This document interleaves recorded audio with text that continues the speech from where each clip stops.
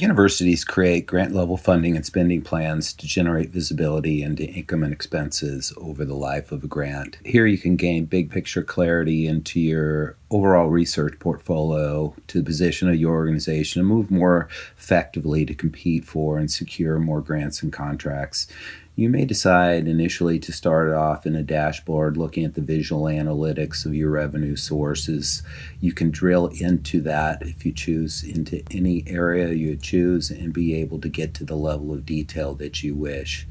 Today we're going to focus on the grant planning itself, and we're going to go to the sheet.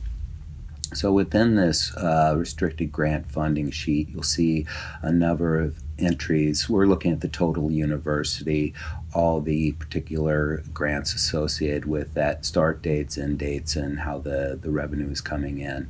One of the key aspects of this is programs. So here you can assign individual programs to grants if you have that information, and do allocations across the organization. So you can do a statement of activities by program. You can do a funds remaining reporting on the individual funding sources and so forth.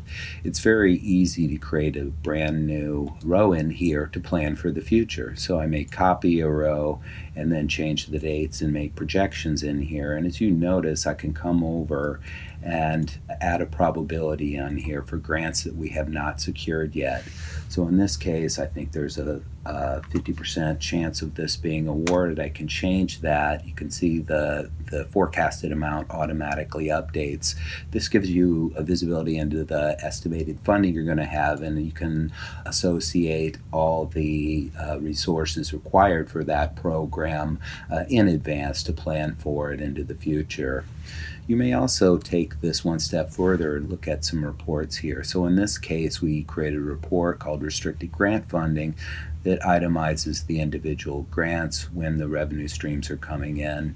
Notice these cross both fiscal and calendar years, as most grants tend to do, and we can have visibility to the individual grants in the manner that we choose.